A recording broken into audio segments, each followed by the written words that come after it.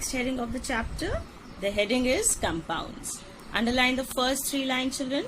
Compounds are the pure substances which are formed by the combination of two or more elements. Now what does it mean? It means, children, when these elements you have already learned in the previous lesson, that elements are the metals, non-metals, metalloids and the noble gases. So when these elements, they combine together, that means they come and react together, they form what is known as the compound. Compound is the combination of the elements. Like in English, children, when we write the letters together, they form a different word. Like suppose I write book. So book contains letters such as B, O, O and K. So together it forms the word book. In the same way, when the elements come together and combine, children, they form what is known as a compound. Now this compound has different properties than both the elements from which it is made. To tell you an example over here, see children, iron and sulfur, when they are heated together, they form what is known as ferrous sulfide or iron sulfide. Iron is, see the property of iron. Iron is an element that is attracted by a magnet. That means if you bring a magnet, it will attract iron. Sulfur is yellow in color. It is non-metal and it will not dissolve. It will dissolve in carbon disulfide. Now underline this word, children. It is important. Carbon disulfide. That means this sulfur can be dissolved in carbon disulfide. Now when this iron and sulfur are heated together, it forms ferrous sulfide or iron sulfide. What are the properties of iron sulfide? See this side, children. Iron sulfide is not attracted by a magnet. That means a magnet will not attract iron sulfide and neither it will get dissolved in carbon disulfide. That means the property of sulfur as well as iron are lost in a new compound, that is ferrous sulfide. See over here in your books, children, the same thing has been shown. When magnet is brought, it is not attracted towards the magnet. What is not attracted? Sulfur. When iron is brought, this magnet is brought near the iron filings are getting stuck to it, right? Come to the next side. Mixture of iron filings and sulfur powder. Iron will cling but the sulfur will not cling. But what will happen when they are being heated together, children? A new compound is formed which will not show any of these properties. That means a chemical reaction has taken place.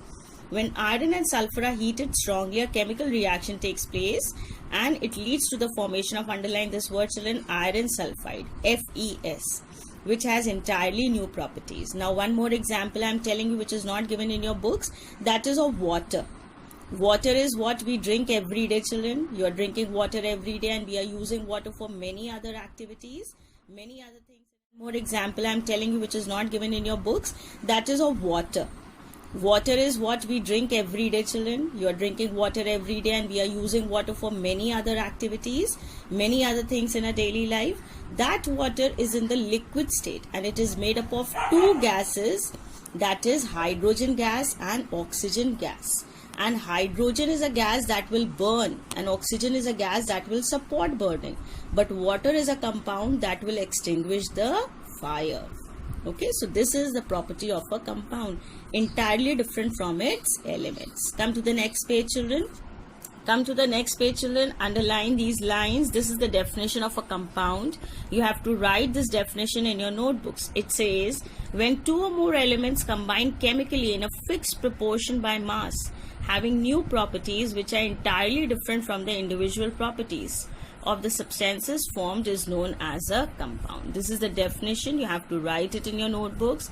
Just on the next side of it, children, there are certain differences given between compounds and mixtures. You will have to write this table also in your notebook onto the ruled side. A new substance is produced when a compound is formed. No new substance will be formed. It contains one substance only. It contains two or more than two substances. Properties of a compound are different from the elements. Properties of a mixture are similar to the substances present. The elements in a compound can only be separated by chemical reaction. That means if a compound is formed, you can separate the elements only by the chemical process. The substances in a mixture can easily be separated by physical means. Compounds have a definite composition. That means they have a fixed formula, they have a fixed composition. Composition means how they are being formed. That is certain. That is fixed by ratio of mass. Mixtures have variable composition. That means their composition can keep on changing according to our convenience, and what we want, we can change the composition of a mixture, but it can't be changed in a compound. So you have to write this. Then coming to the next thing, children, the characteristics of a compound. See, what are the characteristics? It is made up of two or more elements chemically combined in a fixed ratio by mass. That means whenever a compound is formed, the ratio of its mass is fixed. Properties of a compound are different from those of its elements, as you have seen right now of water and iron sulfide. It is homogeneous. That means it will be same throughout. It has a definite melting and boiling points. That means it has a fixed melting point and a fixed boiling point. And it exhibits different chemical and physical properties. The chemical and physical properties are same. Science, children, that's the definition of atom. An atom is the smallest particle of an element. In the previous class, you had learnt about the element, that an element is divided into metals, non-metals, metalloids and the noble gases. Now that element, whether it is any kind, that element contains smallest particle, which is termed to be atom. The word atoms comes from the Greek word which means indivisible or unsplittable. That means it cannot be further divided. At one time, scientists thought that the atoms could not be split, but now it is found that atom can further split into, underline this word, children, subatomic particles. Now, subatomic particles means the particles that are present inside the atom. They are termed to be subatomic particles. Underline, elements contain only one kind of atoms. If we talk about any element, whether we talk about a metal, non-metal, any element we talk about, it will contain only one kind of atoms. To understand the concept of atoms, there's an example given. Let's see to the example, children. Let us suppose a sack of grain to be matter. Now they say that if you take a sack of grains, that complete sack is matter. And the grains that are present in it are said to be molecules. Every grain that is present in it is termed to be a molecule. Now, if the grain is crushed and flour is made, that means you crush the grain and make it into a powder.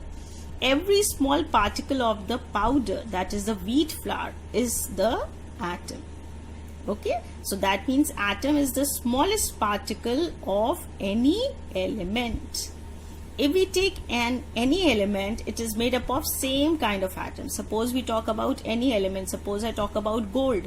So every gold, whether it is, the element is gold, but it will be made up of atoms that are of similar kind. That means all the atoms of that gold will be same to each other.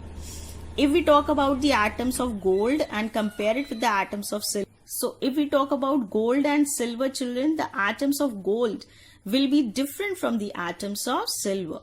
All the properties will be different of both the atoms. Why? Because they belong to two different elements. These atoms were first thought to be indivisible, but later it was found, underline, atom is divided into electron, proton and neutron. Write a question here, children. Name the subatomic particles. And the name of the subatomic particles are electron, proton and neutron. Okay, now on the other side, children, see the same activity is given over here. They have demonstrated a sack of grain is taken, it contains wheat grains, and when the flour is made. So this is the matter, this is molecule, and this is